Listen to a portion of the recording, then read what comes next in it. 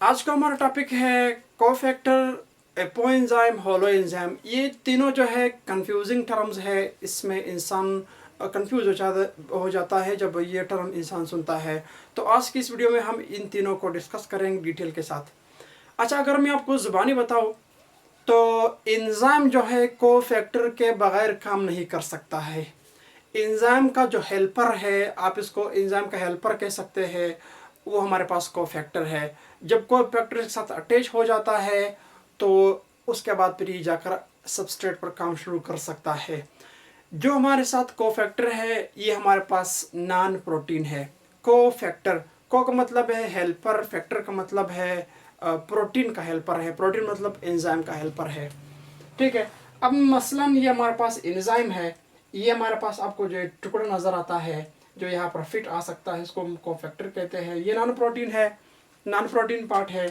और ये हमारे पास इनऑर्गेनिक कोई कंपाउंड हो सकता है, कुछ भी हो सकता है। तो ये इसके साथ मिलकर फिर उसके बाद जाकर एंजाइम जो है अपने सबस्ट्रेट पर अपना जो इसका क्लाइंट है वो उस पर काम शुरू कर सकता है। ठीक है। ये तो हो गया कोफैक्टर का कंसेप्ट।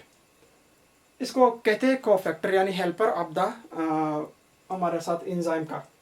अब आते हैं कि हमारे पास एपो एंजाइम क्या है और हेलो एंजाइम क्या है।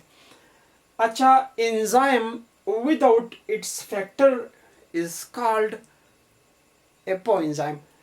बगैर फैक्टर का एंजाइम जो है क्या कहलाता है? एपो एंजाइम कहलाता है। जब इसके साथ कोई फैक्टर जुड़ा नहीं हुआ होता है तो आप इसको इनकम्प्लीट एंजाइम भी कह सकते हैं। इनकम्प्लीट, ठीक है।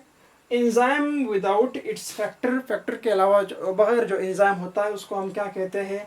उसको हम एपो एंजाइम कहते हैं। होलो एंजाइम किसे कहते हैं?